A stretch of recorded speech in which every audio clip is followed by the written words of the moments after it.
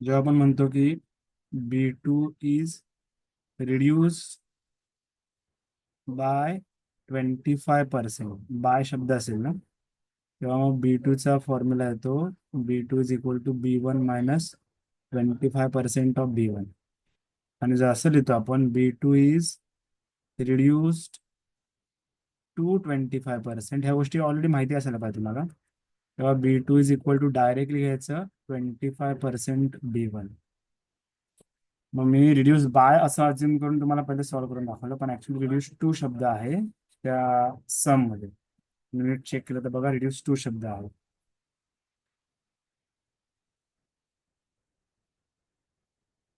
Reduce to शब्द बघा, त्यामुळे डायरेक्टली 25% ऑफ B1 म्हणजे 25/100 × B1 येणार तुमचा B2. त्याच्यामध्ये आपण पुट केलेलं आहे फक्त. कशामध्ये पुट केलं? B2 च्या जागी पुट केलं फक्त. बघा, B2 च्या जागी पुट केलं. 25/100 × B1. मग B1 कॉमन आला, मग 25/100 - 1 म्हणजे ते -75/100 येईल. मायनस साईनला सोडून द्या सध्या. 75/100 म्हणजे 3/4. 3/4 लिहू आणि हा 2 आहेच. 1/2 2 आहे. 4 × 2 8 झाले आणि 3 राहिला म्हणून 3AB आन्सर आले. कळालं का? कळालंय? हाँ सर। ठीक आहे. यश आवाज येतोय? यश आवाज येतोय का रे? हाँ सर। बरं, ठीक. बरं, इथे काय दिलं होतं तुला? मी दाखवत होतो, त्याला डाऊट होता ना. तिथे दिलं आहे बघ. B2 इज रिड्यूस बाय 25% म्हटल्यावरती सबट्रॅक्ट होणार. रिड्यूस टू म्हटल्यावर ते डायरेक्टली घेणार. कळालं? हाँ।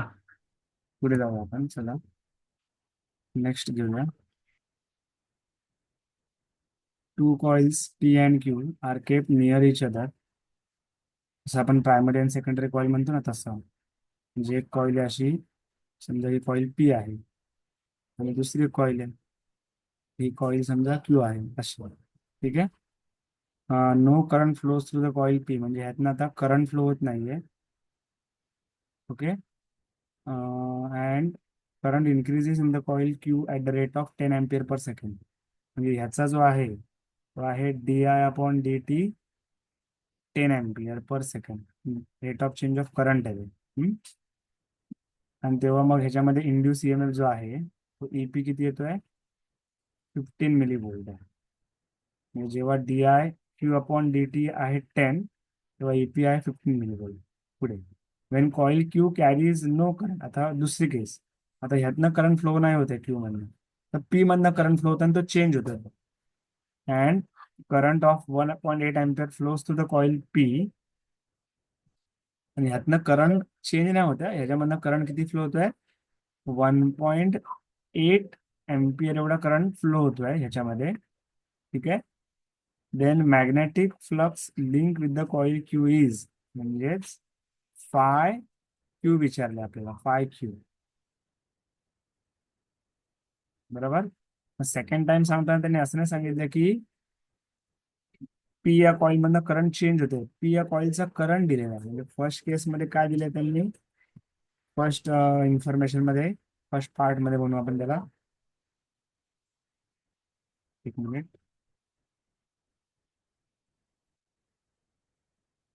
फर्स्ट पार्ट मध्ये ते म्हणतायत di/Q/dt is equal to 10 A/s. त्याच्यानंतर EMF in P is equal to किती आहे ते? 15 mV. हे फर्स्ट केस आहे. ओके. आणि सेकंड केस मध्ये काय सांगितलं आहे की करंट इन P दिलाय त्यांनी. करंट चेंज, इथे कसा करंट चेंज दिले तसा करंट चेंज नाही दिलाय. किती आहे तो? 1.8 A आहे.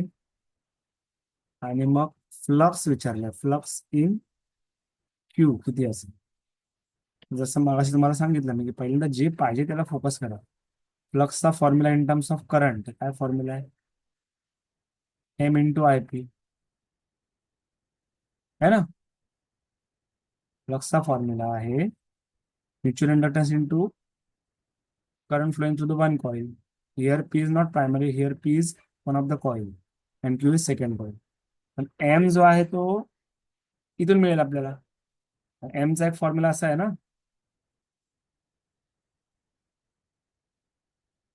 बरोबर ना, हा M चा फॉर्म्युला आहे. ही व्हॅल्यू तुम्हाला दिली आहे, ही व्हॅल्यू दिली आहे. एम बरोबर काय होईल, इथे ई ची व्हॅल्यू किती आहे, 15 मिली व्होल्ट आहे, म्हणजे 10⁻³ आणि di/dt 10 आहे, म्हणजे एम साठी हा डिवाइड बाय 10 होईल ना. 15 × 10⁻³ डिवाइड बाय 10, म्हणजे इथे -4 होऊन जाईल, हा 10 ऍडजस्ट झाला तर. मग तोच इथे घ्यायचा 15 × 10⁻⁴, आणि करंट त्यांनी दिला इथे 1.8 दिलाय, 1.8 दिलाय. आता 15चा पाडा आपल्याला माहिती पाहिजे. 15 8 120, 12 कॅरी, बरोबर. 15 1 15 + 12 27 होणार. ओके, आणि हा डेसिमल असल्यामुळे इथे येणार, एक डिजिट सोडून डेसिमल ना, म्हणजे 27.0, आणि 10⁻⁴ आहे. 27 × 10⁻⁴, हे वेबर येणार. हे आता वोल्ट नाहीये, फ्लक्स विचारले. कळालं काय केलं ते, Yes, कळालं sir. का. Sir. बघूया answer.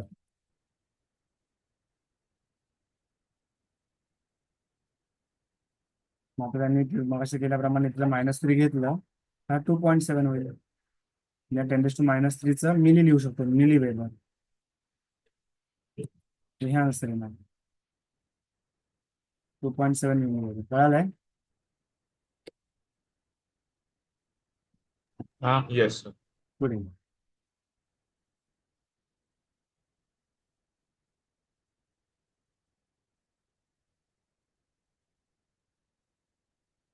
an ideal transformer converts 220-volt AC to 3.3 kilovolt AC. So this is input voltage, this is output voltage. कळता है, input voltage, output voltage to transmit a power of 4.4 kilowatt. Transmit म्हणजे तुमची output power, हा, transmit म्हणजे output power, आणि supplied म्हणजे input power. If लिहून घ्या तुम्ही कुठेतरी. If primary coil has 600 turns, म्हणजे तुमचं M P, then alternating current in secondary coil is. So simple आहे. काय विचारलं ते लिहितो पहिल्यांदा मी. Alternating current in secondary coil म्हणजे IS विचारलंय, बरोबर. आता जर त्यांनी इथे आयडियल ट्रान्सफॉर्मर म्हटलं असेल ना, हा शब्द महत्वाचा आहे, लक्षात घ्या. हा जो आयडियल ट्रान्सफॉर्मर शब्द आहे ना, तो महत्वाचा शब्द आहे. आयडियल शब्द महत्वाचा आहे इथे. हा, आयडियलचा अर्थ घ्यायचा input power and equal to output power. ठीक आहे, तेव्हा इफिशियन्सी 100% असते. म्हणजे तुमचं IP/EP is equal to IS/ES.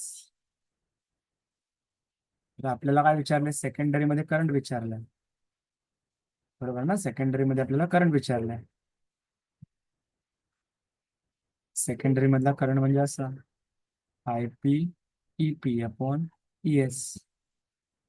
EPS तुम्हाला दिलेला आहे ना. EPS काय दिलं, EP प्रायमरी व्होल्टेज तुमचा 220 वोल्ट आहे, सेकंडरी व्होल्टेज 3.3 किलो वोल्ट आहे. 220 आणि 3.3, म्हणजे इथे IS इज इक्वल टू काय, 220/3.3 इंटू 10⁻³ आणि प्रायमरी करंट दिलेला आहे का, प्रायमरी करंट नाही दिलाय, पण एक पॉवर दिली आहे 4.4, म्हणजे हे पण पुन्हा माझ्याकडे ऍक्च्युअली ही पॉवर तुम्हाला दिलेली आहे डायरेक्टली 4.4. पी इंटू IP घ्या किंवा ही पॉवर तुम्हाला दिलेली आहे, म्हणजे ते काय येणार 4.4 is equal to IS into ES. म्हणजे तुमचा IS इज इक्वल टू काय येणार 4.4/ES. ES किती आहे 3.3 इंटू 10⁻³ झालं. तर 3.3 आणि 4.4 म्हटलं तर इथे काय येईल, इथे 3 येईल, इथे 4 येईल, 4/3, बरोबर ना. 4/3 इंटू 10⁻³ IS. 4/3 म्हणजेच किती, 3 1 3, एक राहिला, 1.33 मिली एम्पियर असू शकतं आन्सर. बघा, तुम्ही ऑप्शन मला वाटतं रेशिओच्या फॉर्म मध्ये दिलाय. 4/3 इंटू 10⁻³ असंच राहील ना आन्सर. फक्त ते, हा, आता तुम्ही मला sir milli ampere ampere adjust झालं. एक माझ्याकडनं राहिली गोष्ट ती म्हणजे हा किलोला मी कन्सिडर नाही केलं. जर किलो असेल तर ते 10⁻³ येईल ना. मी ते 10⁻³ आला, ह्या 10⁻³ बरोबर कॅन्सल झाला. 4/3 राहिला फक्त. कळालं? कळतंय का? Yes sir. नक्की समस्या बघून घ्या.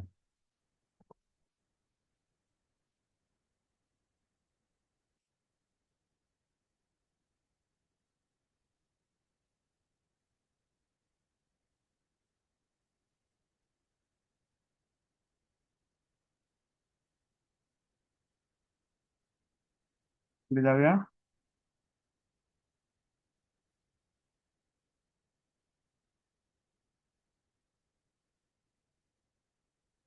नेक्स्ट,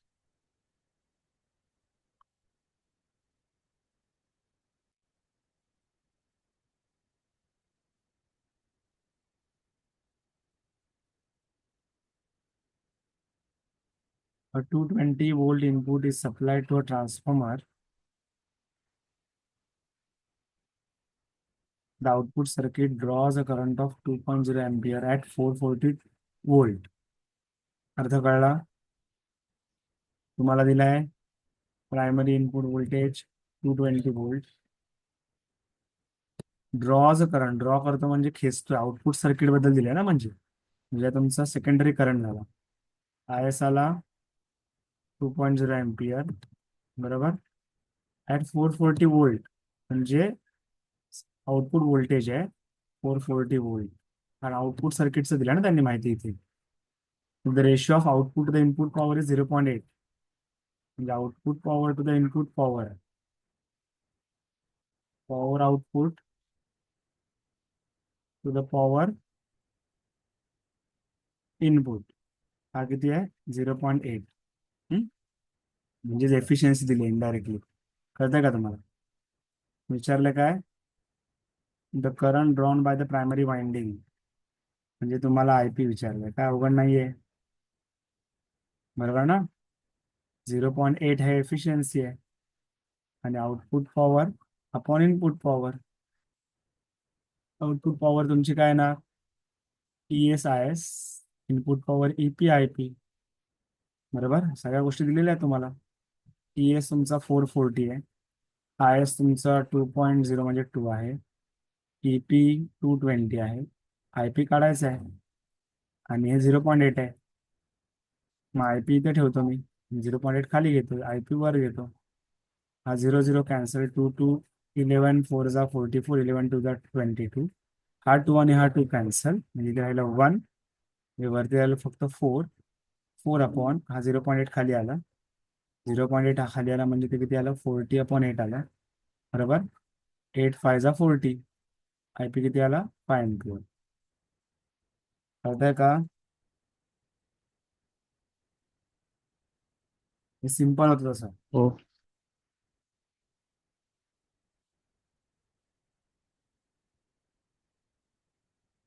पुढे जाऊया.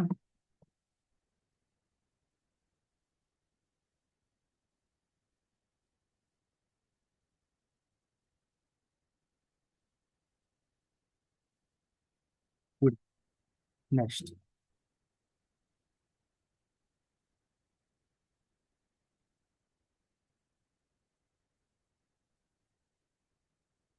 coil of n turns and resistance R ohm is connected in series the resistance of R/2. एक कॉइल आहे, त्याला टर्न्स किती आहेत? n टर्न्स आहे, आणि ते एका रेजिस्टन्सला सिरीज मध्ये लावलं. त्याचा रेजिस्टन्स R/2 आहे, आणि या कॉइलचा रेजिस्टन्स R आहे. मग R/2 आहे ते. मग R/2 आणि R जर सिरीज मध्ये असेल तर टोटल रेजिस्टन्स किती झालं? R + R/2. बरोबर ना, म्हणजे 3R/2 झालं. म्हणजे या पूर्ण सिस्टीमचा रेजिस्टन्स किती आला? 3R/2 आहे. नंबर ऑफ टर्न्स एन आहे, ते राहू द्या, काय हरकत नाही. हम्म? पुढे the combination is move for time T second through flux of φ1 to φ2. म्हणजे हे जे काही सिस्टीम आहे पूर्ण एका कशातनं फ्लो करता येते, मॅग्नेटिक फ्लक्स मधनं, सॉरी फ्लक्स, जिथे φ1 हा फ्लक्स आहे तिथून ह्या सिस्टीमला मूव्ह केलं कुठे, φ2 एवढ्या फ्लक्स मध्ये. म्हणजे फ्लक्स चेंज झाला φ2 - φ1 किती वेळामध्ये, टी एवढ्या वेळामध्ये. This is the rate of change of flux. बरोबर, ओके. कळलं, म्हणजे या सिस्टीमला φ1 या फ्लक्स कडून φ2 या फ्लक्स कडे दिला, म्हणजे φ2 - φ1 एवढा फ्लक्स चेंज झाला टी एवढ्या वेळामध्ये. पुढे काय म्हणतात त्यांनी, the induce current in the circuit is, induce current विचारलाय, करंटचा फॉर्म्युला काय असतो? बर, फ्लक्स चेंज झाल्यामुळे करंट इंड्यूस होतो हे माहिती आहे, पण फ्लक्स चेंजचा फॉर्म्युला काय आहे? E is equal to dφ/dt. म्हणजेच काय येणार, φ2 - φ1/t. त्याच्यामुळे आपल्याला E मिळतो. पण आपल्याला काय पाहिजे, आपल्याला पाहिजे I. आय आणि ईचं रिलेशन काय आहे? आय इज इक्वल टू E/रेजिस्टन्स. एसी सर्किट मध्ये बघितलंय ना आपण. ईचा फॉर्म्युला काय सांगितला मी, φ2 - φ1/t, हा ईचा फॉर्म्युला. आणि इंटू 1 हे रेजिस्टन्स, रेजिस्टन्स टोटल किती आलं, 3R/2 आलं. हा आय झाला तुमचा, हे झाला आन्सर. हा 2 जो आहे तो डिवाइड मध्ये आहे ना, तो इथे जाऊन मल्टिप्लाय होणार. म्हणजे काय येणार, 2 into φ2 - φ1 divide by 3TR, 3TR. कळालं का, बघा आन्सर. आणि एन नंबर ऑफ टर्न्स आहे, एक राहिलं. एन नंबर ऑफ टर्न्स आहे, म्हणजे एन मल्टिप्लाय होणार इथे. एन नंबर ऑफ टर्न्स, याला विसरू नका. एन नंबर ऑफ टर्न्स आहे. हा, म्हणजे कसं आहे, आता मला ऍट अ टाइम दिसताना समोर स्क्रीन दिसते बरोबर, आणि 4 ऑप्शन मी बघत नाही. तर थोडंसं तुम्ही लक्षात घ्या की 4 ऑप्शन बघत चला. 4 ऑप्शन जर बघितलं मला तर एनची लगेच क्लिक झालं असतं. ठीक आहे, तर मला ऍट अ टाइम स्क्रीन दिसते, ऑप्शन माझे थोडेसे मागे राहतात, त्यामुळे मग थोडंसं कधी कधी प्लस मध्ये ऍडजस्टमेंट करून आपल्याला फायनल आन्सर मिळतं. आन्सर कुठला मॅच होत आहे, हे मॅच होत आहे ना, 2n φ2 φ1 - φ2, φ1 - φ2 किंवा φ2 - φ1 या, काय फरक नाही पडत. हा,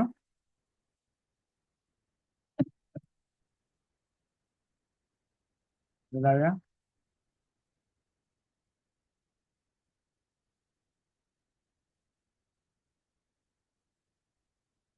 जाऊया का Yes, sir. सम.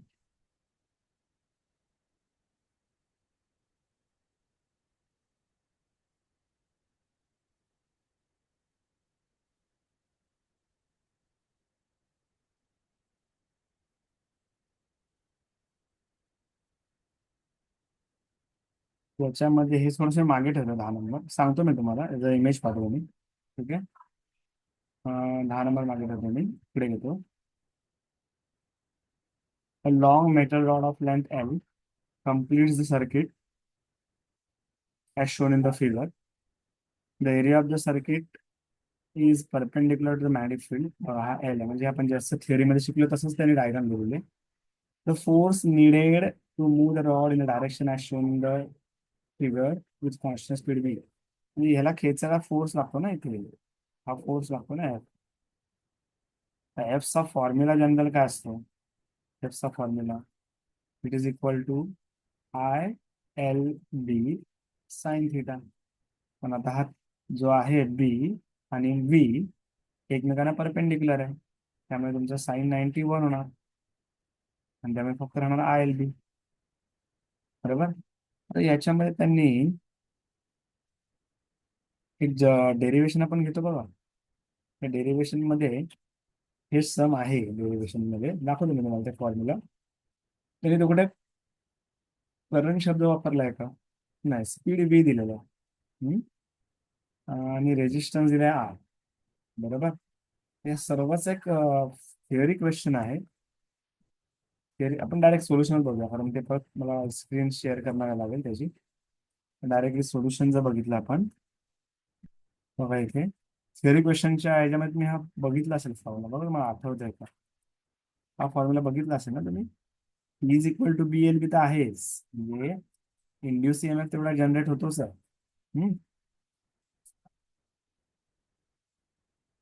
पण याच्यामध्ये पॉवरचा फॉर्म्युला असेल ना, तुम्हाला माहिती आहे ना, is B S B square L square B आपण आर, आपण बघितलं ना पॉवरचा फॉर्म्युला. पण power is equal to what, force into velocity. Force पाहिजे असेल तर वेलॉसिटी फक्त खाली घेतली. इथे एक वेलॉसिटी आल्यामुळे, एक वेलॉसिटी आल्यामुळे जी आणि ह्यातली कट झाली, म्हणजे राहिलं काही राहिलं. कळालं.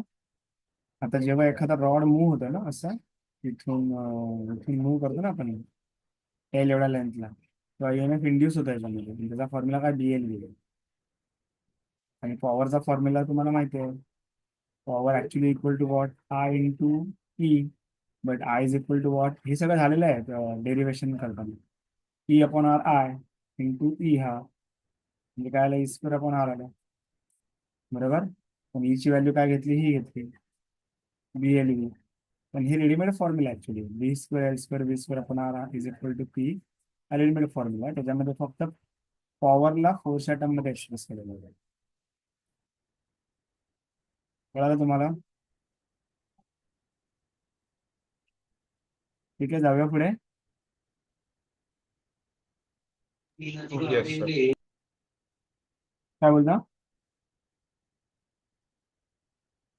हॅलो, समजलंय का. हा सर. हो. चल पुढे.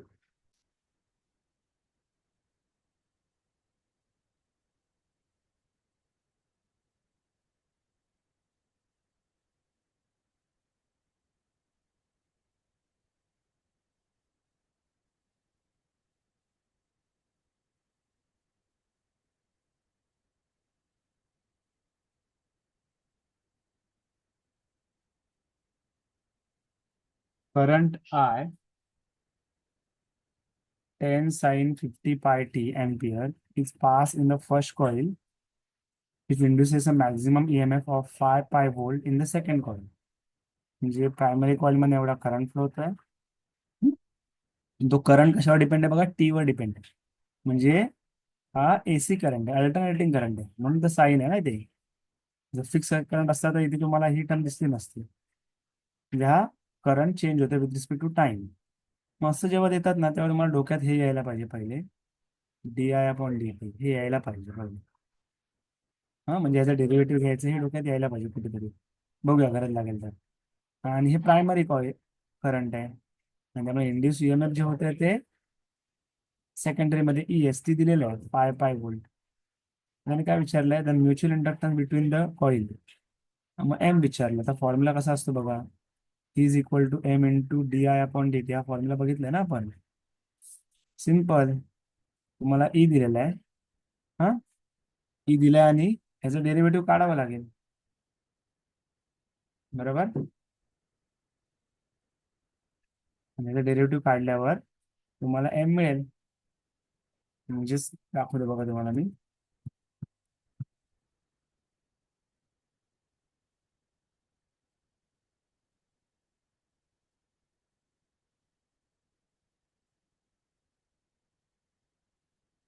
ई ची व्हॅल्यू किती आहे, 5 पाय वोल्ट आहे. एम ची व्हॅल्यू एवढी आहे. डेरिव्हेटिव्ह ऑफ ती व्हॅल्यू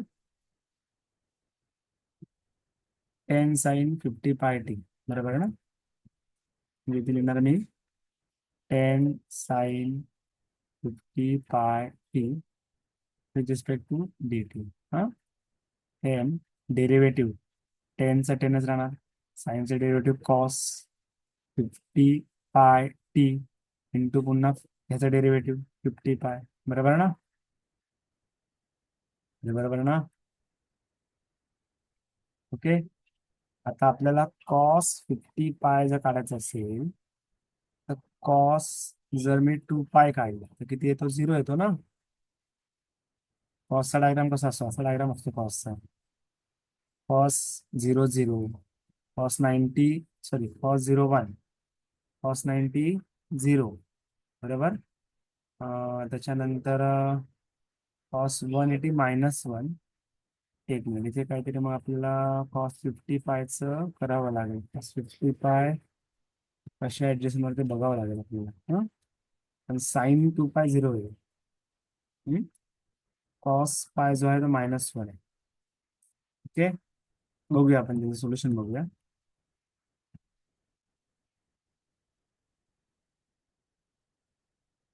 हा, cos 50 πt is equal to 1 आहे. 1 इवन पॉवर आहे.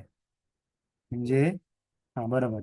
जर तुमचा सिंगल पाय असेल तर 1, आणि जर 2 पाय झाला, इथे 2 पाय होते बघा, म्हणजे 1, इथे हा -1 आणि ते प्लस. म्हणजे इवन पॉवर असेल तर ते 0 नाही येणार, सॉरी ते 1 येणार. 1 म्हणजे cos 50 πt even power of पाय असेल ना. 50 हा इवन नंबर आहे, मल्टिप्लाय बाय पाय, हे 1 येणार. हे 1 झाल्यामुळे हा 10 आणि हा 50 इथेच राहिला. बरोबर ना. m × 10 × 50 पाय, आणि हा 55 पाय आहेच. हा पाय कॅन्सल. बरोबर. आता इथे हा किती झाले, 500 झाले. आणि एम म्हणजे काय येणार, 5/500 is equal to M. 5 cancel, 1/100 झाला. 1/100 म्हणजेच किती आलं ते, M is equal to 0.01 henry आला. किंवा जर आपण थोडं मागे घेतलं, मिली हेनरी मध्ये पाहिजे असेल तर 1 2 3 डिजिट मागे जाऊन ते × 10⁻³ होईल. म्हणजे असं, म्हणजे मी पॉसिबिलिटी पुन्हा मी आन्सर नाही बघितलंय. एक तर 10 मिली हेनरी असायला पाहिजे किंवा 0.01 हेनरी असायला पाहिजे.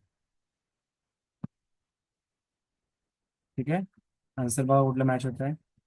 बघा 10 मिली हेनरी मॅच होत आहे. बरोबर आहे.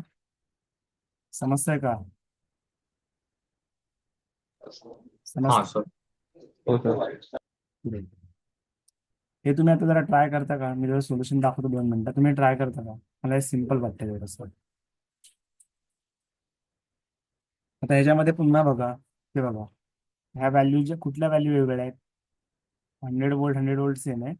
13 पॉईंट, हा कुठल्या पण व्हॅल्यू अशी वेगळ्या नाही. जर एक जरी फॅक्टर म्हणजे करंटचा फॅक्टर पूर्ण वेगळा असता तरी आपण फक्त करंट काढला असतं. जर व्होल्टेज सगळे चारी चारी वेगवेगळे असतील तर आपण फक्त व्होल्टेज काढलं असतं, पण तसं नाहीये. मग तुम्हाला ते दोन्ही घ्यावं लागेल. ठीक आहे. पहिल्यांदा तुम्ही काय करा, व्होल्टेज काढा किंवा करंट काढा. बघा, वाचा पहिले, समजून घ्या.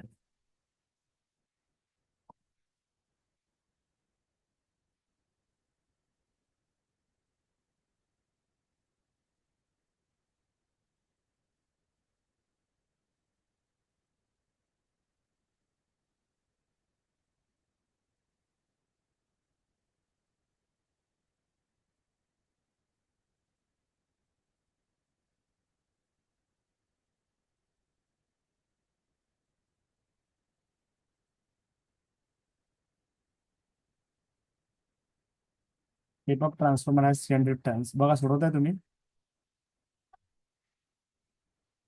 तुम्हाला NP दिलाय, तुम्हाला NS दिलाय, हा,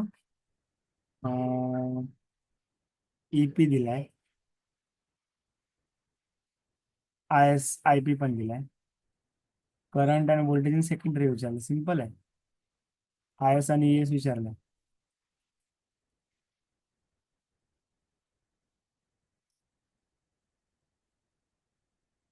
टेप ऑफ ट्रान्सफॉर्मर आहे.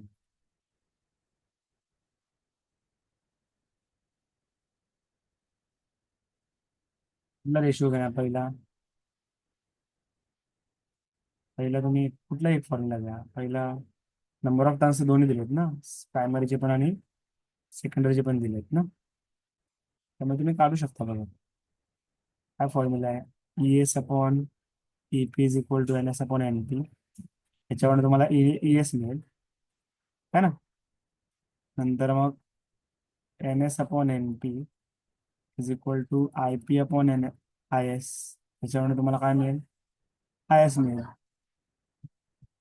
याच्यावर ES मिळेल, याच्यावर IS मिळेल. IS तिकडे जाईल. कळतंय? बघा किती येतो.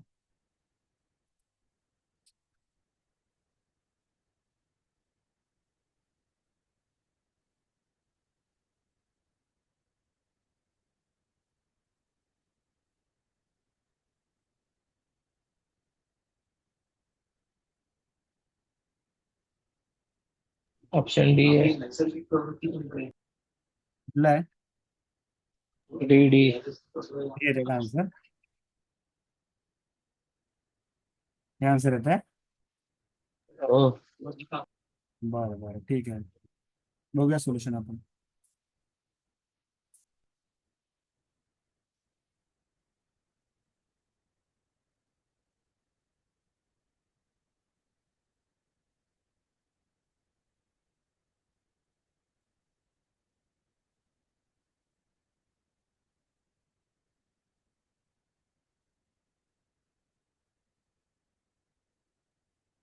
हे आलं बरोबर.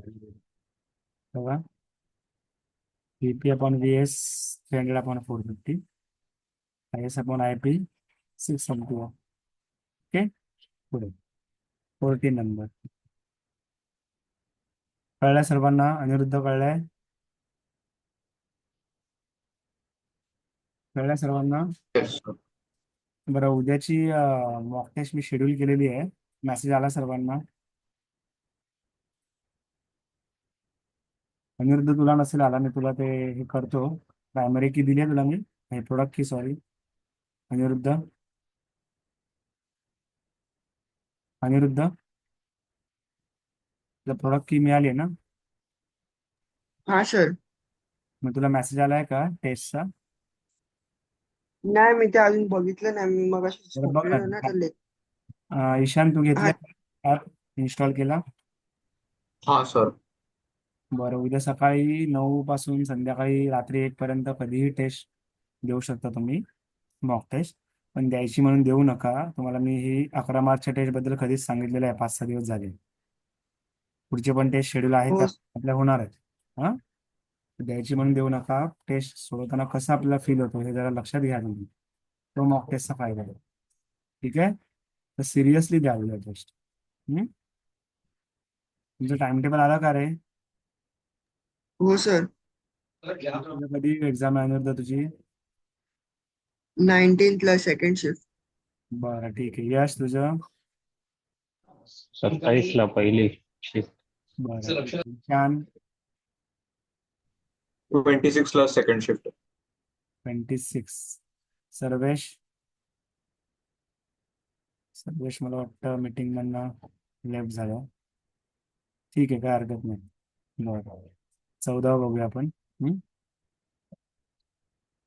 Area of coil is A.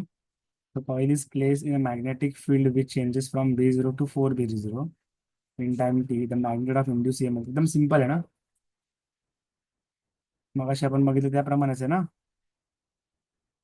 चा फॉर्म्युला काय असतो आता? असं लिहायचं, φ2 मायनस φ1/t.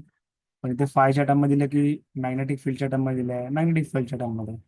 मग जर असं असेल तर असं घ्यायचं, 4 सेकंड जो 4B0 आहे मायनस B0, हे चेंज आहे, पण मल्टिप्लाय बाय एरिया घ्यायचा. कारण phi is equal to what?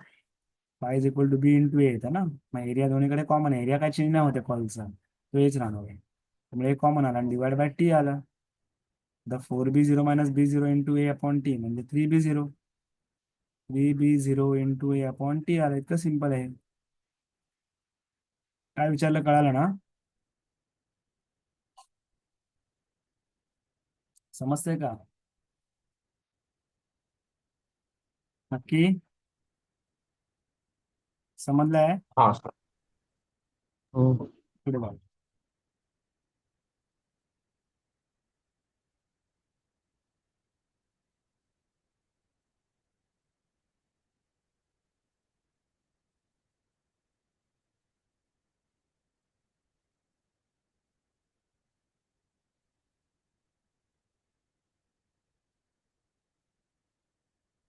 समजायचं आपल्याला 15 नंबर ना.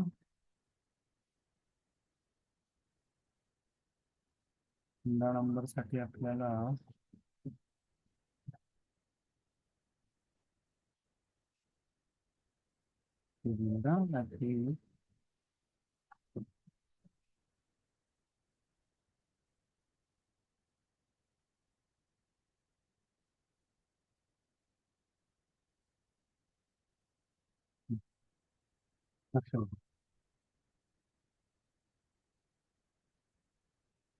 काय दिलंय की identical coils X Y Z are place with their planes parallel to each other दिलंय ना याच्यामध्ये. Coils X and Z carry current as shown in the figure. X आणि झेड मध्ये काय अपवर्ड करंट आहे. म्हणजे हा क्लॉकवाईज बोला आणि हा अँटी क्लॉकवाईज आहे. Coils X and Z are fix. Coil Z is move towards Y, then coil जर वाय ही फिक्स आहे, coil X and Y are fix, हे दोन्ही फिक्स आहेत. झेड जर वायच्या दिशेने जात असेल तर काय होईल त्याचा विचार करा तुम्ही. याचं सोल्युशन आपण उद्या बघूया. याचा विचार करा. मगाशी सेम जे एक्सक्यूट केलं होतं ना मी, तसंच आहे. तर पाहिजे तर तुम्ही एक काम करा, त्याचा स्क्रीनशॉट काढून घ्या. स्क्रीनशॉट काढून घ्या तुम्ही. दिसतंय तुम्हाला. आणि विचार करा, म्हणजे कसं आहे याच्यामध्ये कुठला रूल वापरणार.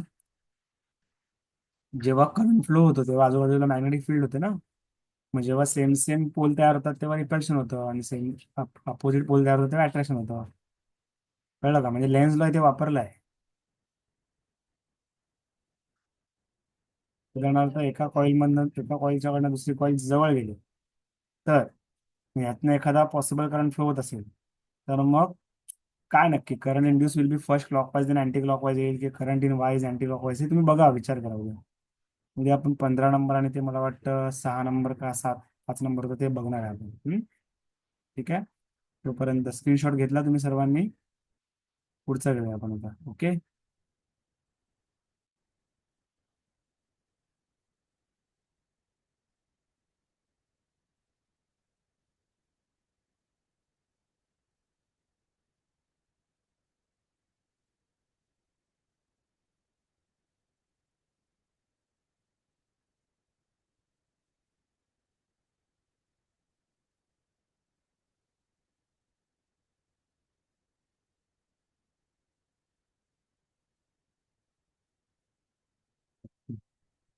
Coil of radius r is placed on another coil whose radius is capital R and current flowing through it is changing so that their centers coincide.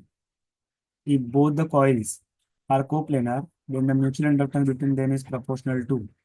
आता त्याच्यामध्ये डायग्राम जर बघितली तर अशी आहे ना. एक कॉईल अशी आहे, मोठी कॉईल आहे आणि एक त्याचं एक कोएक्सियल प्लेन आणि दुसरी कॉईल त्याच्या आतमध्ये छोटी कॉईल.